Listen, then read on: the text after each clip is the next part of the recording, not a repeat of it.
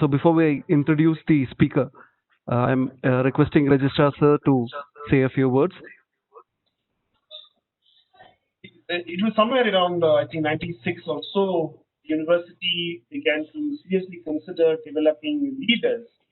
And that's when the outbound programs began. Of course, initially it was for a small number of people, and of course, later all HODs all were made part of after autonomy, and all the staff became part of it as well.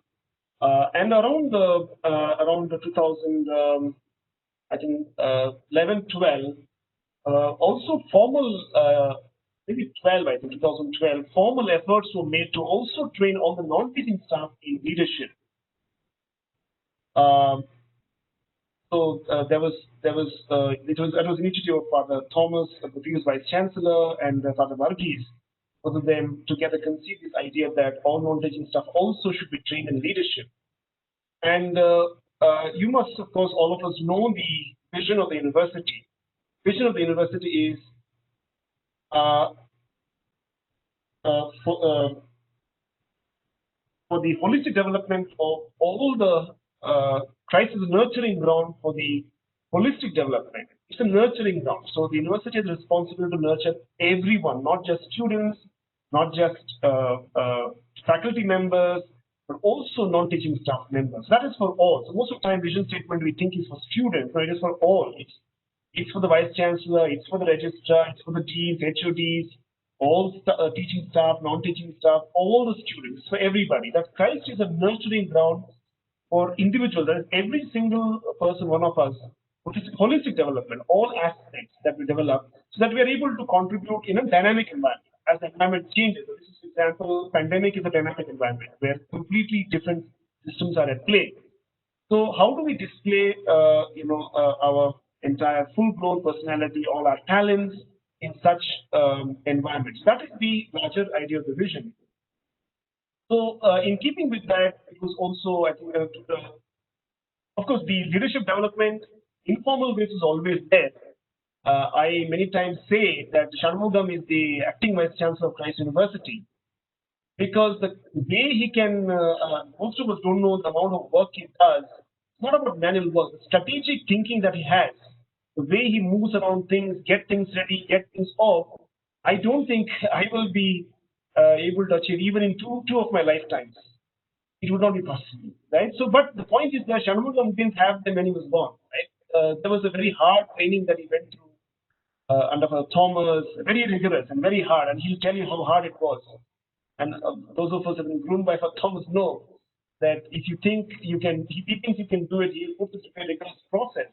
And he did that for Shanmugam in different ways. And he's more of a person who can do from electrician to be a server, who can compete with a five-star hotel server. I mean, there's a whole range of things he does.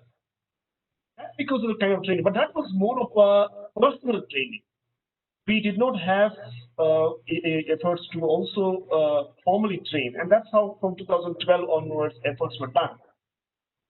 And when we launched the leadership conversation, thanks to Dr. Tony, he also made it a point to invite the leaders from the office, the non-teaching staff, office coordinators as well, because I do not know of other universities, but in our university, it would be very difficult to function keeping the teaching and non-teaching separately. It's very, very difficult.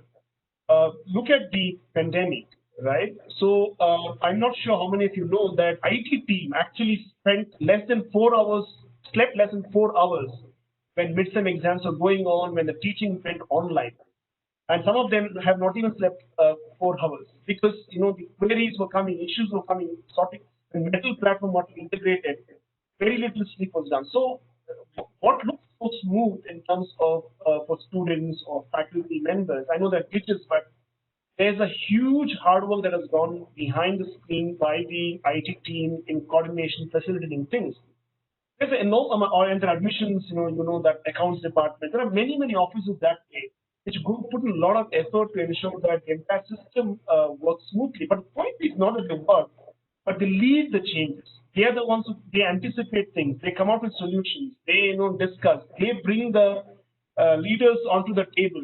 Many things that that have happened was not decided by the vice chancellor, registrar, or somebody else. The non-teaching staff said this is the issues and this is how we have to solve, and bring us onto the table for discussion, discuss with all of us, and then get a consent and implement it. So much of leadership has come from them, and that's why the non-teaching staff leaders are extremely central to the university administration.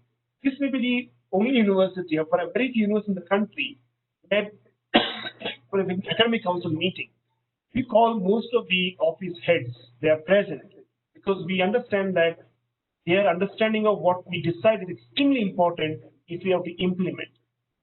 So what I wanted to say was that there's a very inclusive culture in the university of not making a difference between teaching faculty and non-teaching staff in terms of how do we give space for them to lead and grow and help them understand. And of course, and I must say that all of you have been supportive, cooperative, and encouraging in this culture of this institution. So today, of course, is in some sense a red letter day because in the leadership conversations, we have Dr. Tony has visualized that we will have non-teaching staff as well coming and sharing their perspectives on leadership. So first of all, a big, big thank you, Dr. Tony, because it requires vision, it requires some courage to make these moves. So he has done that. Thank you to Dr. Tony. I must thank Jimmy, who's I call him acting father, Father Varghese, because the way BGR campus was set up, the way he had worked, and of course I had seen Father Varghese many times when I went in the evening. He was fully, his body was full of dust in the entire building. And Jimmy has come close to that, not exactly Jimmy, sorry, but he has come close to be like Father Varghese. Father Varghese was also extremely good at many things. I mean, he could do construction at 5 o'clock and 6 o'clock, direct a play, and 7 o'clock, sit to the finance meeting, and that was Father Varghese. Extremely diverse in his abilities.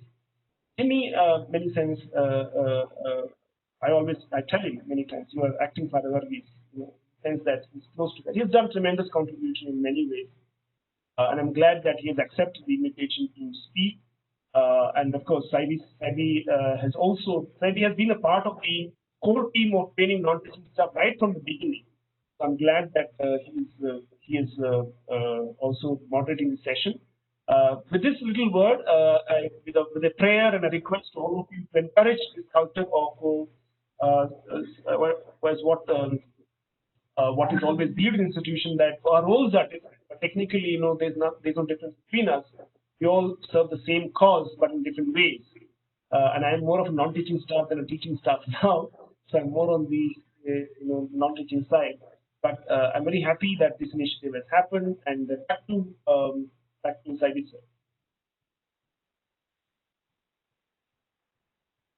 Thank you very much, sir. Before we start, some of the house rules that I would like to ask everyone to follow is: one is to keep your microphones on mute, and to turn off your cameras so that there's less distraction.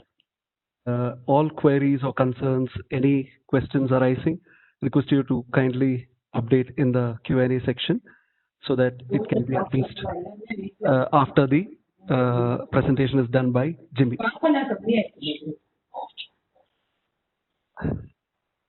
Okay, there was someone breaking the house rule. Okay, to introduce Jimmy. Jimmy has been with us from 2009, handling various capabilities. Initially, he was placed in the central campus, earlier known as main campus. He was the system administrator. Apart from system administrator, he was also handling the IPM functions, assisting admissions and accounts office in different capabilities. Once the BGR campus came in, he moved into the BGR campus as a system administrator as well as administrative staff in charge. There are a lot of developments that the non-teaching people went through. Is some of the initiatives that Jimmy has taken through his experience that he's going to share. I think most of you all will get an idea of how we work.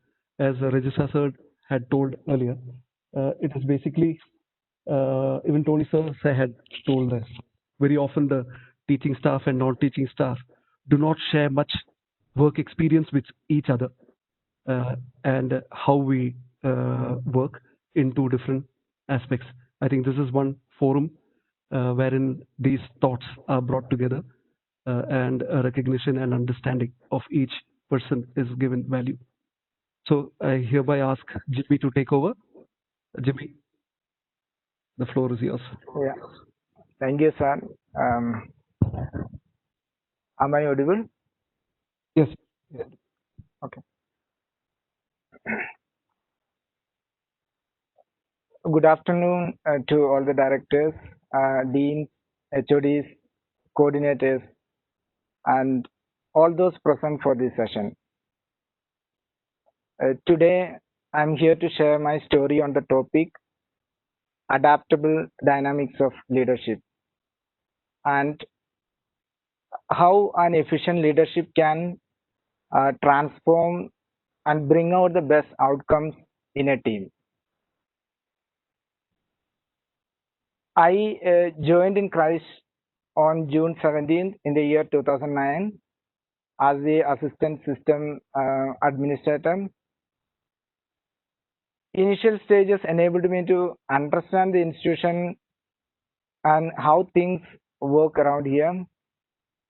And it was a complete learning process of the system, the work environment, and establishing a relationship with colleagues. After a few years, I felt that my job was becoming monotonous and I wanted to expand my career perspective in the IT administration. One day I found that the Bannerata Road campus was in the stage of completion in structure, and I felt that would be a better opportunity for me to develop my career there. So after a long thought, I approached the former VC and request for a shift of campus.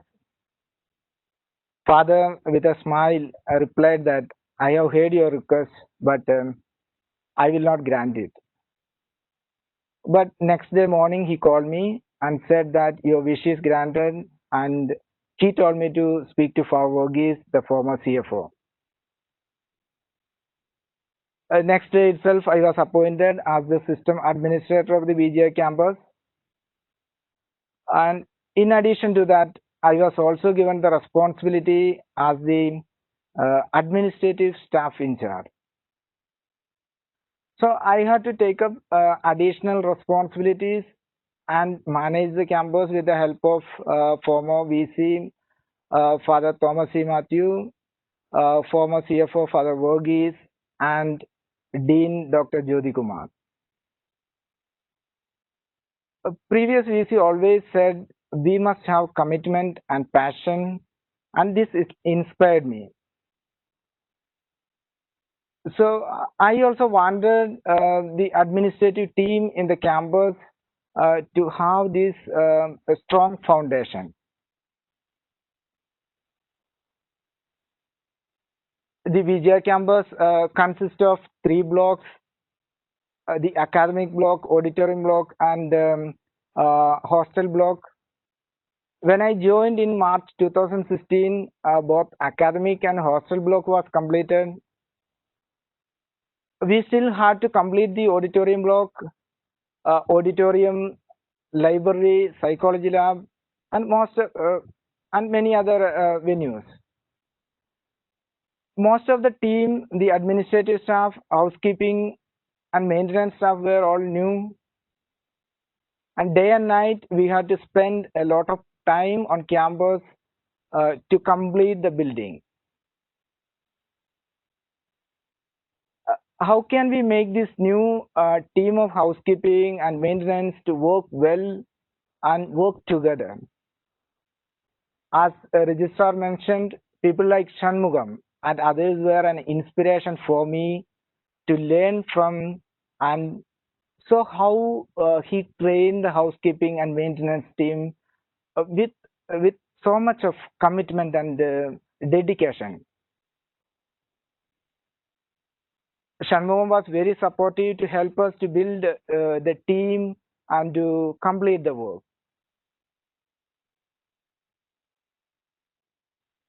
So two things to learn here. First thing is, as a new leader, we should be open to learning and receiving support from all, irrespective of position. Secondly, when a leader sets an example, others will follow. We all worked together on the same job. We completed the building, and we also built the team unity in BGR campus. Initial days, we had other challenges too.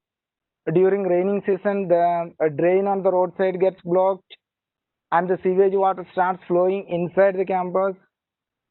And this has to be cleared immediately and drained promptly.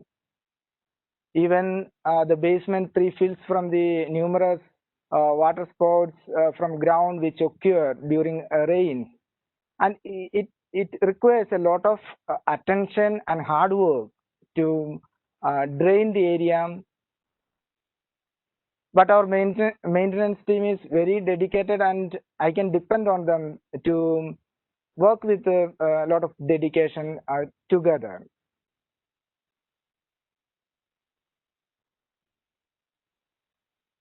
For 7 years, I worked at Central Campus as an IT support. In this role, I worked with different departments and different teams, so I had some understanding of how the work is. But then with VGR, I went from being just a support team member to being responsible for the IT and also for the other administrative staff.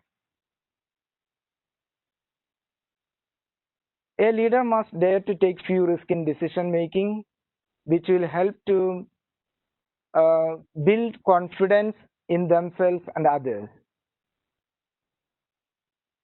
Even a small decision to shift from my comfort zone to a much challenging environment resulted in building up my confidence.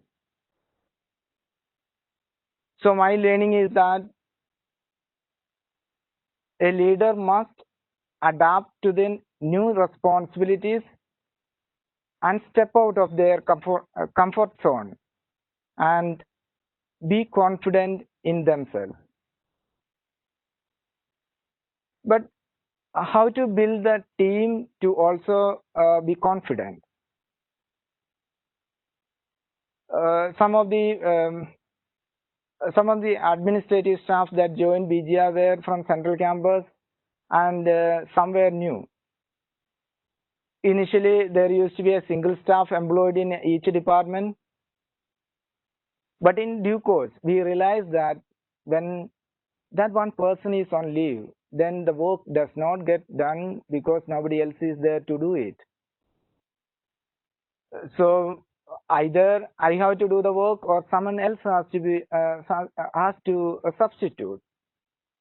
So then we decided to train the staff members from other departments to know how to do the other departments' work, not just their own department work. And that way, if anyone was on leave, the work will still go on. I remember some of the things the staff shared about, like, we were never accepted by our in charge. We did not get a chance to do this work, so we don't know how to do this. And multiple responsibilities assigned but not given proper training. So if we don't give them an opportunity and train them, then they will learn nothing and will not be good for the overall work. So we started doing this. But another issue is, like, sometimes the management will tell me some work which can be even done by the administrative staff, because there are times they may make mistakes, but I know the staff member can do it. So what to do? One of the strategies that I have found useful is to agree with the management and then delegate the work to the person and train and supervise them to do it. So this way the staff learn to do it well, and I would tell the management that they have been trained, and this way we can empower the team to learn and grow. This attitude makes them feel that they are an important part of the organization and results in boosting their confidence.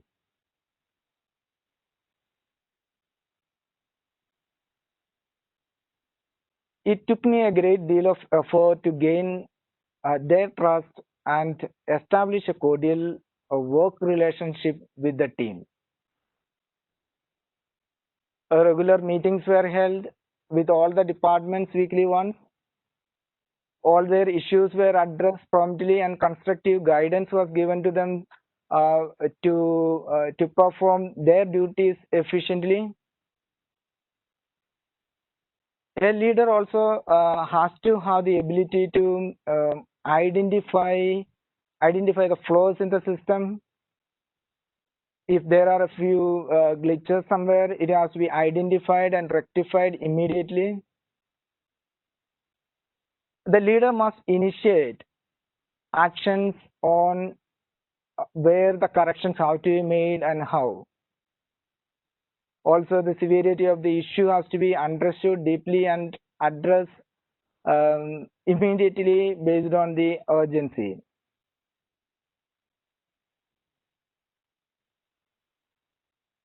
Another major aspect of BGI campus is the number of training sessions given to the staff. Every staff member is made to feel important and encouraged to learn new things. We personally learned a lot of things during this period.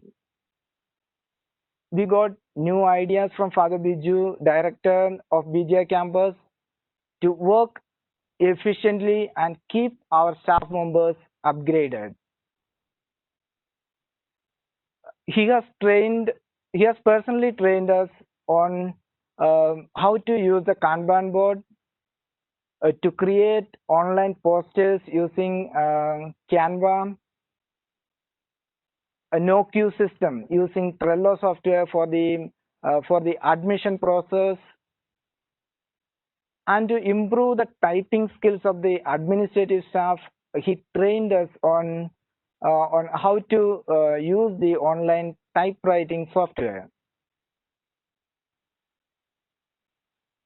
Also, we organized a series of sessions on customer service training for a month. How to talk to parents, how to talk to students. This session has been taken by the Center for the Organization and Professional Effectiveness, which was beneficial for the staff. In addition to this, awareness was given to all the staff on fire and safety measures. This was organized and trained by our security officer from the central campus. So all these training sessions helped us to work efficiently and systematically. But all these things that we do is reactive. When there is a problem, then we look for a solution to it. We must also be proactive and build care and loyalty for our team. Every staff member is made to feel important and encouraged to learn new things. Now we will see a small video of English speaking session organized for housekeeping, maintenance and security. I've been teaching English to the housekeeping, security, and maintenance staff over the past month. They have learned to respond in English to some of the common questions and situations that they encounter in their daily work.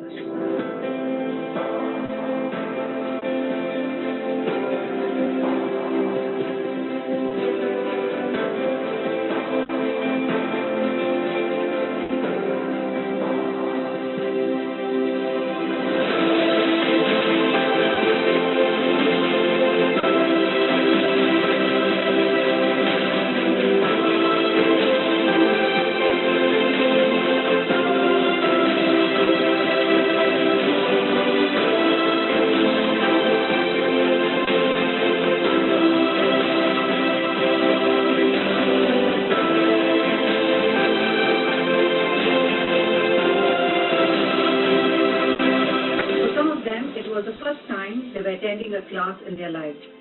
They learn to recognize and write the English alphabet as well as their names. Overall, they have learned how to communicate better at the campus. But more than that, they have enjoyed themselves and are feeling empowered and are keen to learn even more.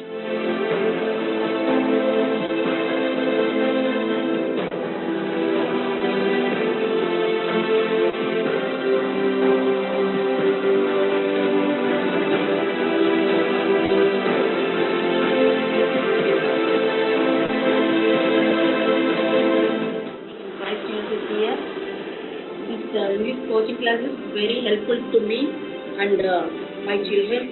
I will speak my children little bit of my house. Thank you so much, ma'am. It helps English and understand speaking words. Okay. Thank you. So this class is for very happy. I want to very optimistic because even the man our campus is very important, very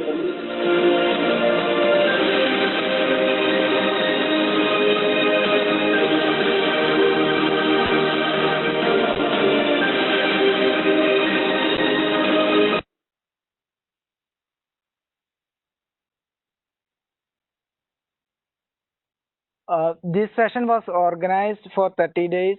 After the course completion, the participants are awarded certificates as a gesture of motivation. We saw the changes very soon. They started smiling and greeting people. They were able to ask simple questions to their faculties and talk to the students. For many of them, it was the first time they were learning to read and write, and they were very happy to learn English. Apart from this, we are also concerned about their health factor. So keeping that in mind, we provided multiple health awareness sessions and educate them on personal well-being. We took the housekeeping staff for a one-day outing to Kengeri campus to show them the campus and some team building sessions. We arrange a team building session. So they are encouraged to participate in games and fun activities, and even to showcase their talents in events. This photo was taken when the Kengeri campus housekeeping came to visit us. They performed a welcome dance for them. We also maintained equality in the campus. The example may seem silly, but it is a small meaningful thing we do for them that has an impact. For all our official meetings, we do have a refreshment, tea, coffee, or biscuit. But how often we have offered it to the housekeeping and maintenance team after the meeting?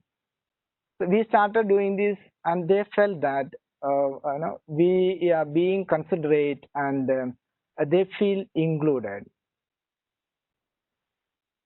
So my learning is that a leader should be both reactive and proactive to build loyalty.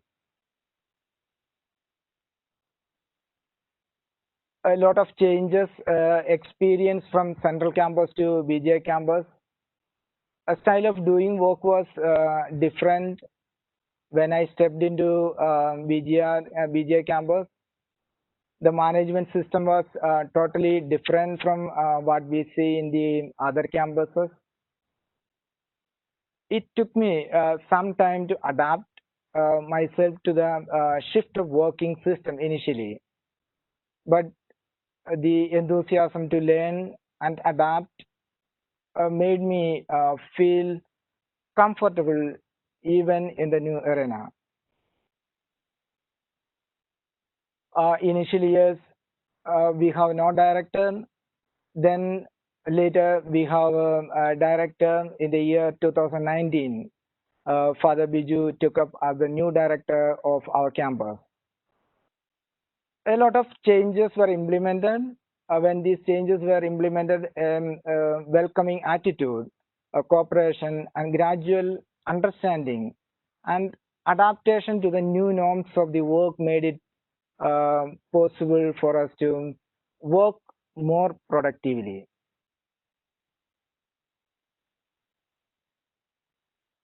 One more change that has happened is the way we look before and after the lockdown. During the lockdown period, like any other campus, we all were working online.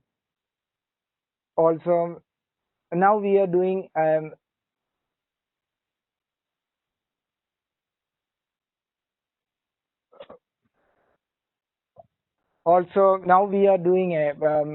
different things to keep everyone engaged. For example, we are conducting sessions on personal branding, baking, music class, reading time in the library, sports and nutrition, first aid, art and craft, and tax savings and deductions, etc. Every day there is one or two 2-hour programs, and each of us are conducting it for the rest of the team. The topics are chosen mostly according to each person's interest. So not only me, but also all the staff have had to manage and adapt to all these changes, and so all these experiences is helping the team to be engaged and becoming more resilient.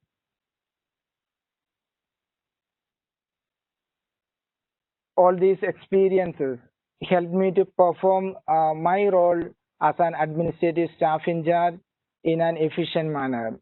So my learnings are learn from others, receive support, and set an example, take risks, believe in the team, empower the team, solve the problems, care for the team, be flexible to change, enable resilience.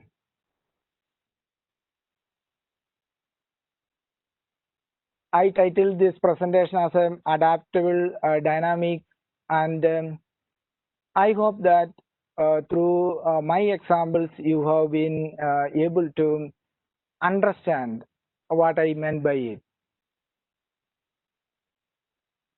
Leaders need to be adaptable. They need to know when to use which approach for which situation. For example, we have to be collaborative. In administrative work, we work with everyone students, faculty, visitors, vendors, many other departments. We have to collaborate with everyone. We need to do our own department work and also work with the other departments. When we are giving work to team members, sometimes we must delegate because we cannot do it all. But we should also give opportunity for them to learn new skills for the growth. Sometimes we have to just tell them what to do. Sometimes we have to understand individually and guide them on case by case basis. Also, we should be flexible in our decision making. That means all the time we cannot say only I know the best and we have to do things only my way. Sometimes we have to ask for their opinion also and go by majority.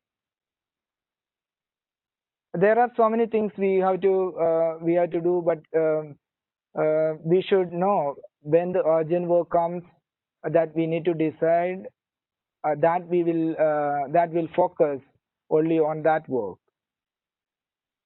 We should also not think that we know everything. We should be curious to learn from others so that we can make a better decision. Lastly, we should be real, not putting on a show. Sometimes I need to show I am confident, but I also need to be humble.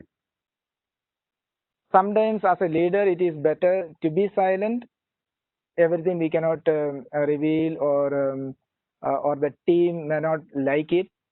But sometimes it is better to say things openly so they can understand.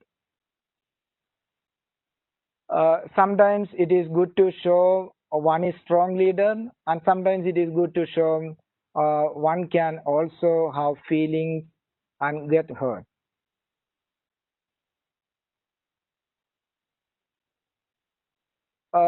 There are many more things that I need to learn and practice to be a good leader and to build a good team. So it is still work in progress, still under construction.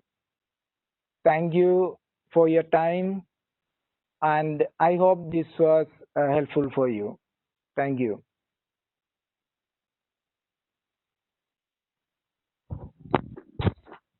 Thank you, Jimmy. That was a beautiful presentation with slides, pictures, and video. Some of the thoughts that came through this learning or through this presentation are: one is for us to be open for learning. We have to become an example. We have to step out of our comfort zone and to be confident on what we do, to resolve issues, to identify and rectify the flaws in the system. The different sessions that you have conducted for the team for their development, that was something amazing. To be collaborative, to be flexible in the decision makings, and the last presentation that you ended with under construction, I think that is more prominent because we are all in the same path. The more we are under this construction, we learn more and we be more collaborative. With that, I open the forum. If anybody would like to add a note or any ideas, you may please unmute yourself and speak, or you can put it in the chat box so that I can collate and give the details to Jimmy.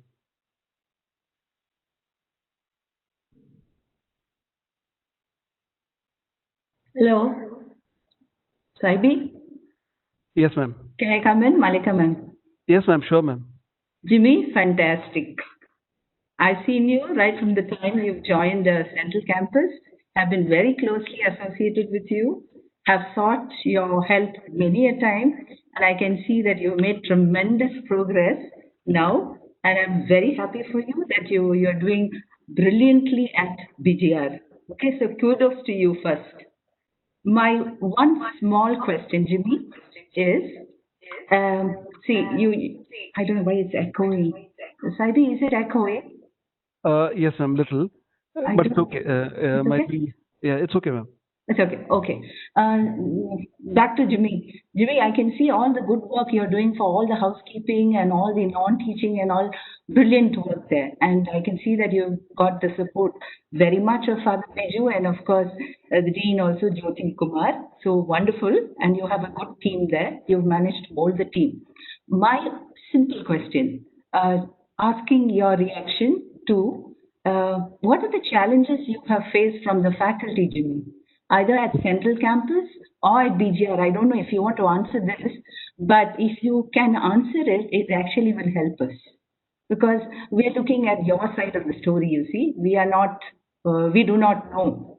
Okay, only maybe some of us who are closely connected may know, but the rest of them may not. So if you would like to answer this, I think it will help us grow too.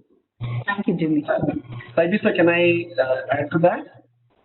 Yeah, sure, sir. Yeah. Just a great presentation, Jimmy. But just adding on to Medical Madam's, I also had the same question. What are the challenges you have faced from the faculty and also leaders from the registrar? And from a leadership perspective, the answer I want you to also give is how did you handle this? Thank you. Uh, Thank you, Malika ma'am and Anil sir. I never faced any challenges from faculty side as such, but then one suggestion is come to my mind is like there are a lot of duplicated work, repeated work that we do it as administrative staff, where maybe most probably when the new software comes, which will I think which will be resolving. That is in 2017, I have proposed to the software team and Father Thomas that time because we are going to develop the new ERP. Most probably that will be get resolved. And another thing is that whenever the faculty comes to me with any queries, it is addressed immediately. So I always like to do one thing that immediate resolve the issues immediately. So only that I used to do it, and I didn't face any challenges from faculty side. Thank you. Thank you. That's nice, Jimmy. I don't know if it's true, but it's great. Wonderful. Thank you. Thank you, Malika ma'am, and thank you, Jimmy. Is there anyone else who would like to? Um, there is one question that Elizabeth ma'am has asked. The non-teaching staff are considered support staff as they support the teaching staff in many ways. What ways do you recommend the teaching staff to support the non-teaching?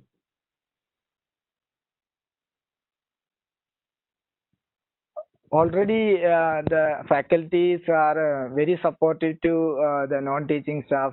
As you know, I think in 2009 when I joined, none of our faculties used to enter the online attendance. They used to give the slip. Now everything is done by the faculty itself. So I think they are doing a wonderful job and supporting administrative staff. And whatever the new, just before I said, the new ERP comes with a lot of features which will reduce even without administrative staff. I think faculty can do the teaching, and mostly it will be a timetable generator that will be developing. So most of the things can be done online itself. There's one more question. This question is raised by Tony sir. He has asked Jimmy or myself or any other non-teaching leader who's there in this team, that is, what can teaching faculty do?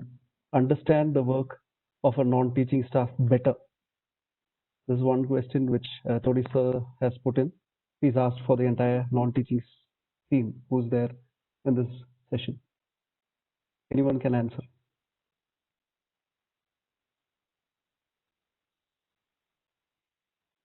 Sir, could I just add to it, if you don't mind, as part of non-teaching? Pardon? Could I just add a response to that Yeah, sure. from a Carry on, sir. non-teaching perspective? I think one of the things that I've enjoyed, I can speak from personal experience because that's my story, is when Dr. Tony and other people draw me into some of the other meetings that are happening, like yesterday's meeting. The registrar sir did that. It gives me a vision of what my leaders are thinking, right?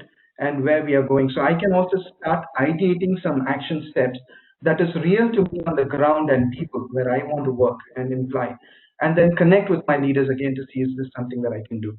So in that sense, that's a huge help for non-teaching staff that I see, especially on certain forums. I'm sure you can't call them at all the meetings, but like I said, it was very helpful. New people joined, people didn't. So I was immediately able to say, okay, I need to update my list, new people for leadership conversation.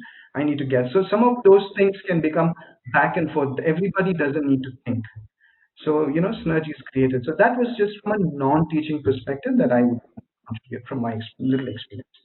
But I'm open to, I think it'll definitely be good to hear from faculty about a bit more.